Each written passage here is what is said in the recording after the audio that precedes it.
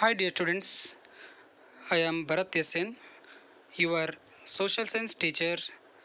Today we will discuss about the 8th standard social science bridge course class, especially political science part. Dear students, observe this picture. So in this picture, everyone is doing their jobs. They are doing their jobs independently. And so, rights are necessary in order for human to live a good life. ಮನುಷ್ಯನಿಗೆ ಮುಖ್ಯವಾಗಿ ಏನು ಬೇಕು, ರೈಟ್ಸ್ಗಳು ಬೇಕು. ಈ ಚಿತ್ರದಲ್ಲಿ ನೋಡಿ ನೀವು, ಅಲ್ಲಿ ತಮ್ಮದೇ ಆಗಿರ್ತಕ್ಕಂಥ ಕೆಲಸಗಳನ್ನು ಎಲ್ಲರೂ ಮಾಡ್ತಾ ಇದ್ದಾರೆ. ತಮಗೆ ಯಾವ ಕೆಲಸಗಳು ಬೇಕಾಗಿದೆ, ಯಾವ ಕೆಲಸ ತಮಗೆ ಇಷ್ಟನೋ ಆ ಕೆಲಸಗಳನ್ನು ಅವರು ಮಾಡ್ತಾ ಹೋಗ್ತಾ ಇದ್ದಾರೆ. ಅವರಿಗೆ ಯಾಕೆ ಈ ಕೆಲಸ ಮಾಡೋದಕ್ಕೆ ಸಾಧ್ಯವಾಗ್ತದೆ ಅಂದರೆ ಅವರಿಗೆ ಇರ್ತಕ್ಕಂಥ ರೈಟ್ಸ್, ಮುಖ್ಯವಾಗಿ fundamental rights. So fundamental rights R most essential for every person. ಎಲ್ಲ ಮುಖ್ಯವಾಗಿರ್ತಕ್ಕಂಥ ಎಲ್ಲ ಮನುಷ್ಯನಿಗೆ, ಎಲ್ಲ ಸೊಸೈಟಿಯಲ್ಲಿರ್ತಕ್ಕಂಥ ಒಂದು ದೇಶದ ಪ್ರತಿಯೊಬ್ಬ ಮನುಷ್ಯನಿಗೂ ಕೂಡ ಏನು ಬೇಕು, ಮುಖ್ಯವಾಗಿ ಫಂಡಮೆಂಟಲ್ ರೈಟ್ಸ್ ಬೇಕು, ಮೂಲಭೂತ ಹಕ್ಕುಗಳು ಬೇಕು. So what is fundamental rights?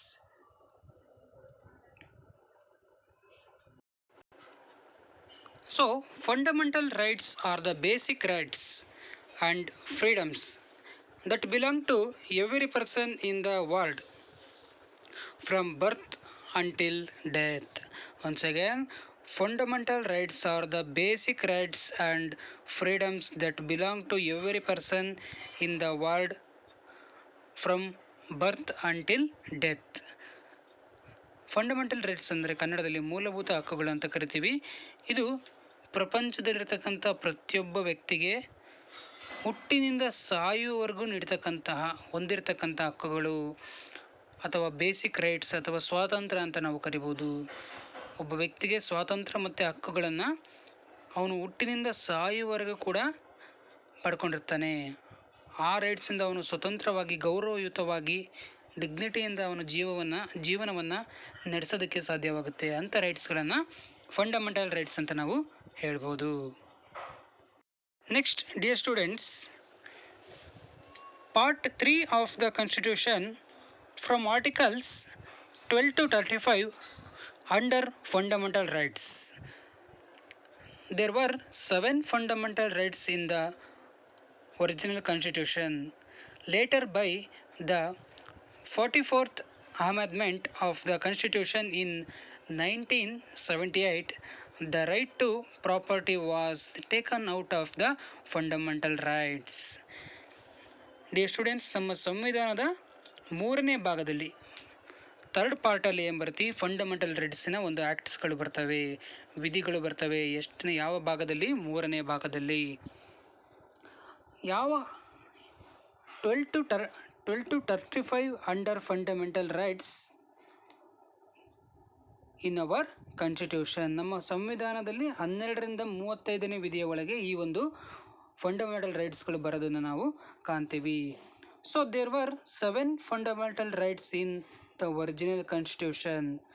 Litre by the 44th amendment of the constitution in 1978, the right to property was taken out of the fundamental rights. ಒಟ್ಟಾರೆಯಾಗಿ ಮೊದಲು ನಮ್ಮ ಮೂಲ ಸಂವಿಧಾನದಲ್ಲಿ 7 ಫಂಡಮೆಂಟಲ್ ರೈಟ್ಸ್ ಇದ್ವು, 7 ಮೂಲಭೂತ ಹಕ್ಕುಗಳು ಇದ್ವು. ಆದರೆ 44ನೇ ಅಮೆಂಡ್ಮೆಂಟ್, 44ನೇ ತಿದ್ದುಪಡಿಯನ್ನು ತಂದುಬಿಟ್ಟು ನಮ್ಮ ಸಂವಿಧಾನದಲ್ಲಿ 1978ರಲ್ಲಿ 44ನೇ ತಿದ್ದುಪಡಿಯನ್ನು ತಂದುಬಿಟ್ಟು ಆಸ್ತಿಯ ಹಕ್ಕನ್ನು, ರೈಟ್ ಟು ಪ್ರಾಪರ್ಟಿ, ಆಸ್ತಿಯ ಹಕ್ಕನ್ನು ಸಂವಿಧಾನದ ಮೂಲಭೂತ ಹಕ್ಕಿನಿಂದ ಅದನ್ನು ತೆಗೆದುಹಾಕಿದರು. ಹಾಗಾಗಿ ನಮ್ಮ ಸಂವಿಧಾನದಲ್ಲಿ hence there are 6 fundamental rights. ನಾವು ಒಟ್ಟಾರೆಯಾಗಿ ನಮ್ಮ ಸಂವಿಧಾನದಲ್ಲಿ 6 ಮೂಲಭೂತ ಹಕ್ಕುಗಳನ್ನು ನಾವು ಕಾಣ್ತೀವಿ. First one, right to equality ಅಂದರೆ ಸಮಾನತೆಯ ಹಕ್ಕು. Second one, right to freedom, ಸ್ವಾತಂತ್ರ್ಯದ ಹಕ್ಕು. Third one, right against exploitation, ಶೋಷಣೆಯ ವಿರುದ್ಧದ ಹಕ್ಕು. ರೈಟ್ ಟು ರಿಲಿಜಿಯಸ್ ಫ್ರೀಡಮ್, ಧಾರ್ಮಿಕ ಸ್ವಾತಂತ್ರ್ಯದ ಹಕ್ಕು. ಕಲ್ಚರಲ್ ಆ್ಯಂಡ್ ಎಜುಕೇಷನಲ್ ರೈಟ್, ಸಾಂಸ್ಕೃತಿಕ ಮತ್ತು ಶೈಕ್ಷಣಿಕ ಹಕ್ಕು. And last one, right to constitutional remedy, ಸಂವಿಧಾನಾತ್ಮಕ ಪರಿಹಾರದ ಹಕ್ಕು. So there are 6 important fundamental rights in our constitution. ನಮ್ಮ ಸಂವಿಧಾನದಲ್ಲಿ ಈ ಒಂದು 6 ಮೂಲಭೂತ ಹಕ್ಕುಗಳು ನಮ್ಮ ಸಂವಿಧಾನದ ಒಂದು ಪ್ರಮುಖ ಲಕ್ಷಣ ಅಂತ ನಾವು ಕರಿಬೋದು. ಈ ಸಂವಿಧಾನದಲ್ಲಿರ್ತಕ್ಕಂಥ ಈ ಒಂದು ಮೂಲಭೂತ ಹಕ್ಕುಗಳಿಂದ ಪ್ರತಿಯೊಬ್ಬ ಮನುಷ್ಯನೂ ಕೂಡ ಗೌರವಯುತವಾಗಿ ಸ್ವತಂತ್ರವಾಗಿ ಜೀವನವನ್ನು ನಡೆಸೋದಕ್ಕೆ ತುಂಬ ಸಹಕಾರಿಯಾಗಿದೆ ಅಂತ ನಾವು ಹೇಳ್ಬೋದು. ನೆಕ್ಸ್ಟ್, ಹ್ಯೂಮನ್ ರೈಟ್ಸ್, ಮಾನವ ಹಕ್ಕುಗಳು ಅಂತ ನಾವು ನೋಡ್ತೀವಿ. ಮೂಲಭೂತ ಹಕ್ಕುಗಳನ್ನು ಕೂಡ ಒಂದು ರೀತಿಯಾಗಿ ಜೀವನಕ್ಕೆ ಪ್ರತಿಯೊಬ್ಬ ಮನುಷ್ಯನಿಗೂ ಕೂಡ ಅತ್ಯಂತ ಅವಶ್ಯಕ. ಅದೇ ರೀತಿ ಮಾನವ ಹಕ್ಕುಗಳು ಕೂಡ ಮನುಷ್ಯನಿಗೆ ಅವಶ್ಯಕವಾಗಿ ಬೇಕು ಅಂತ ಹೇಳ್ಬೋದು. So what is human rights? Every human being to lead a life of dignity, that is called human rights. ಪ್ರತಿಯೊಬ್ಬ ಮನುಷ್ಯ ಕೂಡ ಗೌರವಯುತವಾಗಿ ಜೀವನವನ್ನು ನಡೆಸೋದಕ್ಕೆ ಸಹಾಯಕವಾಗಿರ್ತಕ್ಕಂಥ ಹಕ್ಕುಗಳನ್ನು ಹ್ಯೂಮನ್ ರೈಟ್ಸ್ ಅಂತ ಕರಿಬೋದು. ಈ ಹ್ಯೂಮನ್ ರೈಟ್ಸಿಂದ ಒಬ್ಬ ಮನುಷ್ಯನಿಗೆ ಗೌರವವನ್ನು ದೊರಕಿಸಿಕೊಡುತ್ತೆ. ಅವನು ಗೌರವಯುತವಾಗಿ ತನ್ನ ಜೀವನವನ್ನು ನಡೆಸ್ಕೊಂಡೋದಕ್ಕೆ ಸಹಕಾರಿಯಾಗುತ್ತೆ ಅಂತ ನಾವು ಹೇಳ್ಬೋದು. So dear students, observe this picture. So this is the symbol of UNO. UNO means United Nations Organization. ಈ ಒಂದು ಚಿತ್ರವನ್ನು ನೀವು ನೋಡಿ, ಇಲ್ಲೊಂದು ಲಾಂಛನ ಇದೆ, ಚಿಹ್ನೆ ಇದೆ. ಇದು ವಿಶ್ವಸಂಸ್ಥೆಯ ಒಂದು ಲಾಂಛನ ಅಂತ ನಾವು ಹೇಳ್ಬೋದು. ಸೊ UNO ಅಂತ ವಿಶ್ವಸಂಸ್ಥೆಯನ್ನು ಇಂಗ್ಲೀಷಲ್ಲಿ ನಾವು UNO ಅಂತ ಕರಿತೀವಿ, United Nations Organisation. So UNO is one of the international institute. ಇದೊಂದು ಅಂತಾರಾಷ್ಟ್ರೀಯ ಸಂಸ್ಥೆ ಅಂತ ನಾವು ಇದನ್ನು ಹೇಳ್ಬೋದು. ಇದು 2ನೇ ಮಹಾಯುದ್ಧದ ನಂತರ, ಇದು 1945ರಲ್ಲಿ ಅಕ್ಟೋಬರ್ 24ರಂದು ಈ ಒಂದು ವಿಶ್ವಸಂಸ್ಥೆ ಸ್ಥಾಪನೆ ಆಗುತ್ತೆ. ಇದರ ಮುಖ್ಯ ಉದ್ದೇಶ ಜಾಗತಿಕ ಶಾಂತಿಯನ್ನು, ಗ್ಲೋಬಲ್ ಪೀಸನ್ನು, ಜಾಗತಿಕ ಶಾಂತಿಯನ್ನು ಕಾಪಾಡೋದು ಇದರ ಮುಖ್ಯ ಉದ್ದೇಶ ಅಂತ ನಾವು ಹೇಳ್ಬೋದು. So dear students, the UNO directed all its member countries to protect the human rights compulsory on December 10th, 1948. UNO ವಿಶ್ವಸಂಸ್ಥೆ ಏನು ಮಾಡುತ್ತೆ, ತನ್ನ ಎಲ್ಲ ಮೆಂಬರ್ ಕಂಟ್ರೀಸ್, ತನ್ನ ಎಲ್ಲ ಸದಸ್ಯ ರಾಷ್ಟ್ರಗಳಿಗೂ ಕೂಡ ಹ್ಯೂಮನ್ ರೈಟ್ಸನ್ನು ಕಡ್ಡಾಯವಾಗಿ ಅದನ್ನು ಪಾಲನೆ ಮಾಡೋದಕ್ಕೆ, ಹಾಗೆ ಅದನ್ನು ರಕ್ಷಣೆ ಮಾಡೋದಕ್ಕೆ ಆದೇಶವನ್ನು ನೀಡುತ್ತೆ ಅಥವಾ ನಿರ್ದೇಶನವನ್ನು ನೀಡುತ್ತೆ, ಡೈರೆಕ್ಟ್ ಮಾಡುತ್ತೆ. ಎಷ್ಟರಲ್ಲಿ? December 10th, 1948. ಅದೇ ರೀತಿ 1948 ಡಿಸೆಂಬರ್ 10ರಂದು ಕೂಡ ಈ ಮಾನವ ಹಕ್ಕುಗಳನ್ನು, ಹ್ಯೂಮನ್ ರೈಟ್ಸನ್ನು UNO ಏನು ಮಾಡುತ್ತೆ, ಅಂಗೀಕಾರ ಮಾಡುತ್ತೆ. ಇದನ್ನು ಅಧಿಕೃತವಾಗಿ ಅದನ್ನು ಜಾರಿಗೆ ತರೋದಕ್ಕೆ ಏನು ಮಾಡುತ್ತೆ, ಪರ್ಮಿಷನನ್ನು ನೀಡಿ ಅದನ್ನು ಅಪ್ರೂವಲ್ ಮಾಡುತ್ತೆ ಅಂತ ನಾವು ಹೇಳ್ಬೋದು. Next, basic human rights. ಮಾನವ ಹಕ್ಕುಗಳಲ್ಲಿ ತುಂಬ ಹಕ್ಕುಗಳನ್ನು ನಾವು ಕಾಣ್ತೀವಿ. ಅದರಲ್ಲಿ ಬೇಸಿಕ್ಕಾಗಿ ಮುಖ್ಯವಾಗಿ ಹೇಳ್ತಕ್ಕಂಥ ಹಕ್ಕುಗಳಂದರೆ, first one, the right to life, liberty and personal security. ಅಂದರೆ ಪ್ರತಿಯೊಬ್ಬ ವ್ಯಕ್ತಿ ಲೈಫನ್ನು, ತನ್ನದೇ ಆಗಿರ್ತಕ್ಕಂಥ ಲೈಫನ್ನು ನಡೆಸ್ಕೊಂಡು ಹೋಗೋದಕ್ಕೆ, ಅದೇ ರೀತಿ ಅವನಿಗೆ ಸ್ವಾತಂತ್ರ್ಯವನ್ನು, ಅದೇ ರೀತಿ ಪರ್ಸ್ನಲ್ ಸೆಕ್ಯೂರಿಟಿ, ವೈಯಕ್ತಿಕ ಭದ್ರತೆಯ ಹಕ್ಕನ್ನು ಹೊಂದಿದ್ದಾನೆ. Next, freedom from torture and degrading treatment. ಅಂದರೆ ಹಿಂಸೆಯಿಂದ, ಚಿತ್ರಹಿಂಸೆ, ಅದೇ ರೀತಿ ಅವಮಾನಕರ ವರ್ತನೆಯಿಂದ ಮುಕ್ತಿ ಹೊಂದತಕ್ಕಂಥ ಸ್ವಾತಂತ್ರ್ಯವನ್ನು ಹೊಂದಿದ್ದಾನೆ. ಯಾವುದೇ ಒಬ್ಬ ವ್ಯಕ್ತಿ ಇನ್ನೊಬ್ಬ ವ್ಯಕ್ತಿಗೆ ಚಿತ್ರಹಿಂಸೆ, ಅವಮಾನವನ್ನು ಮಾಡ್ತಕ್ಕಂಥದ್ದು ಉಲ್ಲಂಘನೆ, ಅದು ಈ ಒಂದು ಹ್ಯೂಮನ್ ರೈಟ್ಸಿನ ಉಲ್ಲಂಘನೆ ಅಂತ ನಾವು ಹೇಳ್ಬೋದು. The right to equality before the law, ಕಾನೂನಿನ ಮುಂದೆ ಸಮಾನತೆಯ ಹಕ್ಕು ಅಂತ ನಾವು ಕರಿಬೋದು. The right to a fair trial ಅಂದರೆ ಸಂವಿಧಾನವಾಗಿ ಅಥವಾ ಕಾನೂನಿನ ನ್ಯಾಯಯುತ ವಿಚಾರಣೆಯ ಹಕ್ಕು. ಅಂದರೆ ಯಾವುದೇ ರೀತಿ ಒಬ್ಬ ವ್ಯಕ್ತಿಗೆ ಅನ್ಯಾಯ ಉಂಟಾದಾಗ ಅವನು ನ್ಯಾಯಾಲಯದ ಮುಖಾಂತರವಾಗಿ ವಿಚಾರಣೆಯನ್ನು ನಡೆಸಿಬಿಟ್ಟು ತನಗೆ ನ್ಯಾಯವನ್ನು ಪಡಿಬೋದು ಅಂತ ಹೇಳ್ಬೋದು.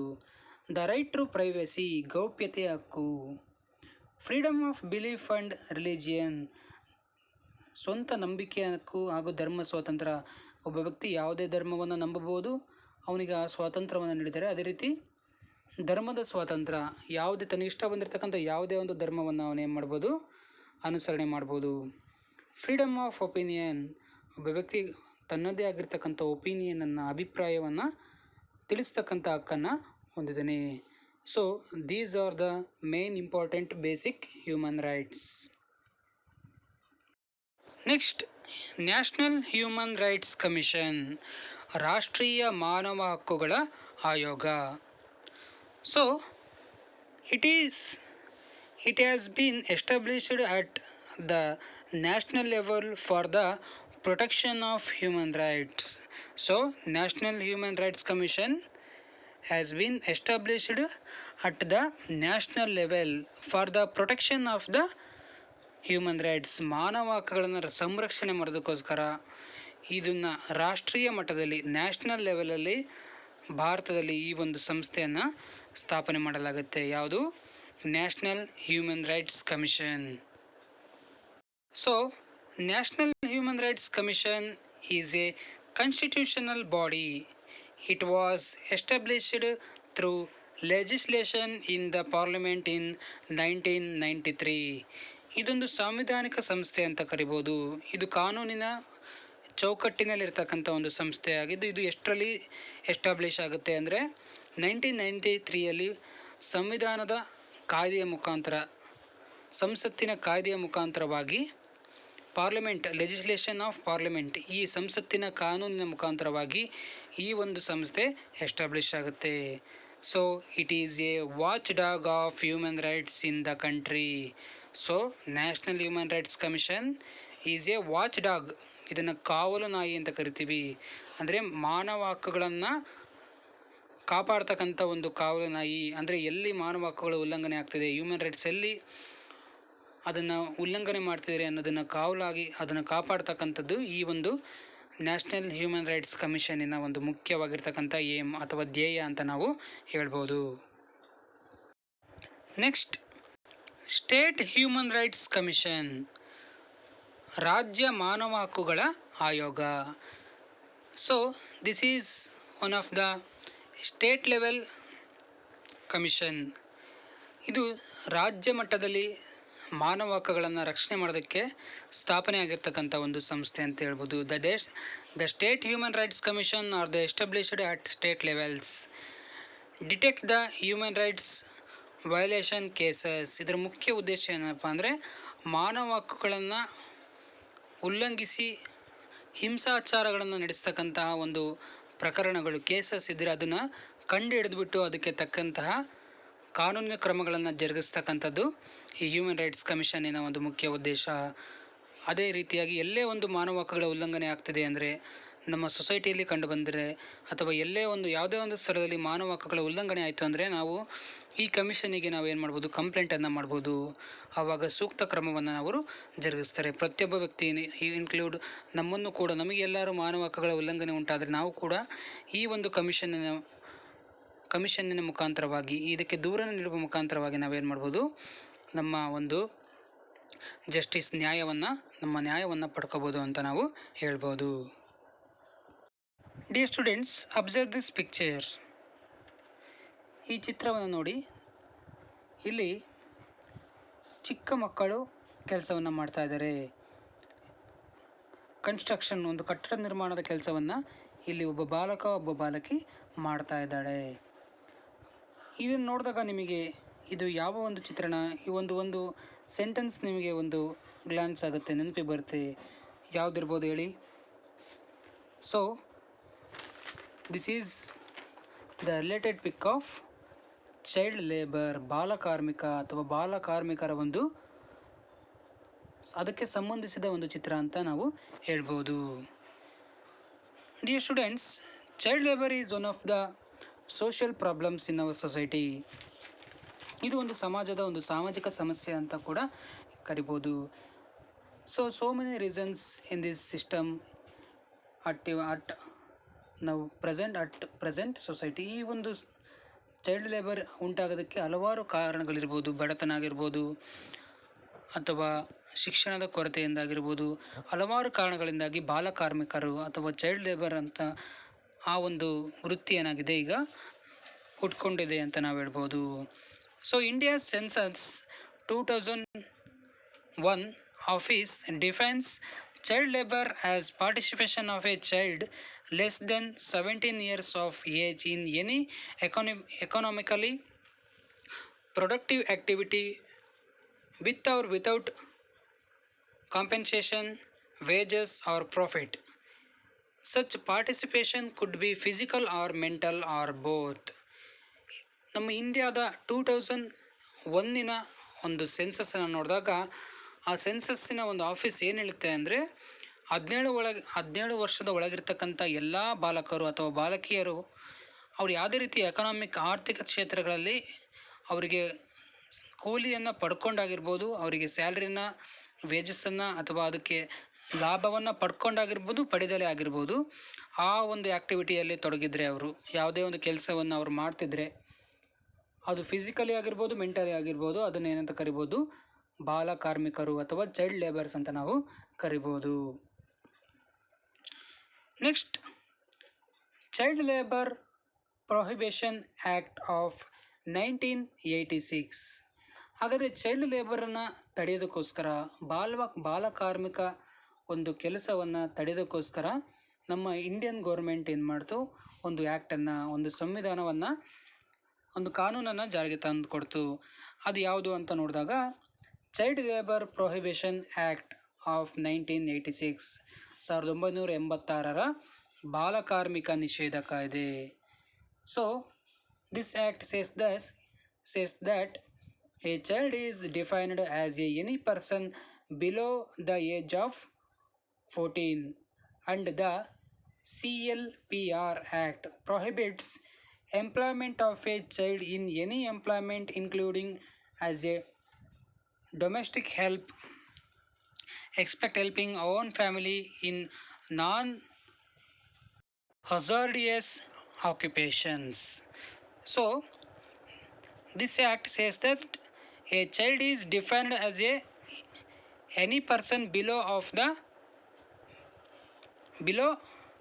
the ಏಜ್ ಆಫ್ 14, 14 ವರ್ಷದ ಒಳಗಿರ್ತಕ್ಕಂಥ ಎಲ್ಲ ಮಕ್ಕಳನ್ನು ಬಾಲಕಾರ್ಮಿಕರು ಅಥವಾ 14 ವರ್ಷದ ಒಳಗಿರ್ತಕ್ಕಂಥ ಮಕ್ಕಳು ಅವ್ರು ಯಾವುದೇ ಒಂದು ಕೆಲಸದಲ್ಲಿ ತೊಡಗಿದ್ರೆ ಅವ್ರನ್ನ ಏನಂತ ಕರೀತಾರೆ, ಬಾಲಕಾರ್ಮಿಕರು ಅಂತ ಈ ಆ್ಯಕ್ಟಿನ ಪ್ರಕಾರ ಅದನ್ನು ಕನ್ಸಿಡರ್ ಮಾಡಲಾಗುತ್ತೆ. The CLPR act, CLPR means child labour prohibition regulating act, prohibits employment of a child any employment including as A domestic help. ಕೇವಲ ಯಾವುದೇ ಒಂದು ಕಾರ್ಖಾನೆ, ಕಟ್ಟಡ ಅಲ್ಲಿ ಕೆಲಸ ಮಾಡಿದ್ರೆ ಮಾತ್ರ ಅದು ಚೈಲ್ಡ್ ಲೇಬರ್ ಆಗಲ್ಲ, ಬಾಲಕಾರ್ಮಿಕತನ ಆಗಲ್ಲ. ಅದು ಕೇವಲ ಡೊಮೆಸ್ಟಿಕ್ ಹೆಲ್ಪ್, ಮನೆ ಕೆಲಸ ಕೂಡ.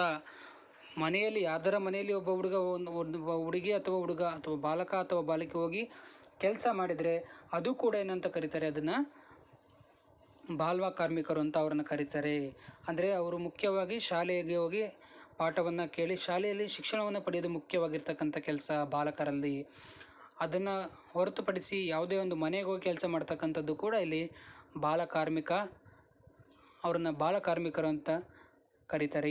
ಇದರ ವಿರುದ್ಧವಾಗಿ ಈ ಒಂದು ಕಾನೂನು ಏನು ಮಾಡುತ್ತೆ, ಈ ಒಂದು ಬಾಲಕಾರ್ಮಿಕತನ ಅಥವಾ ಬಾಲಕಾರ್ಮಿಕರನ್ನ ಆ ಪದ್ಧತಿಯನ್ನು ಏನು ಮಾಡಿದೆ, ಇದು ನಿಷೇಧಿಸಿದೆ. ಇದು ಯಾರು ಒಬ್ಬ ವಿದ್ಯಾರ್ಥಿ ಅಥವಾ ಒಬ್ಬ ಸಣ್ಣ ಬಾಲಕನನ್ನು ಏನಾದರೂ ಕೆಲಸ ಮಾಡಿಸ್ಕೊಂಡಿದ್ದೆ ಆದರೆ, 14 ವರ್ಷದ ಒಳಗಿರ್ತಕ್ಕಂಥ ಯಾವುದೇ ಒಬ್ಬ ಬಾಲಕ ಕೆಲಸ ಮಾಡಿಸ್ಕೊಂಡಿದ್ದೆ ಆದರೆ ಆ ಒಂದು ಕೆಲಸ ಮಾಡಿಸ್ಕೊತಕ್ಕಂಥ ವ್ಯಕ್ತಿಯನ್ನು ಏನು ಮಾಡ್ಬೋದು, ಶಿಕ್ಷೆಗೆ ಒಳಪಡಿಸ್ಬೋದು ಅಥವಾ ಬಂಧಿಸ್ಬೋದು, ದಂಡವನ್ನು ವಿಧಿಸ್ಬೋದು ಅಂತ ನಾವು ಹೇಳ್ಬೋದು. Okay dear students, understand? Dear students, today in this class we discussed about the fundamental rights and human rights and basic human rights and National Human Rights Commission, State Human Rights Commission and child labor, and last one Child Labor Prohibition Act of 1986. Okay dear students, In the next class we discuss about the another useful and important factors. Okay, write down the homework. 3 questions. What is fundamental rights? What are the fundamental rights? Explain the Child Labor Prohibition Act 1986. Okay, thank you.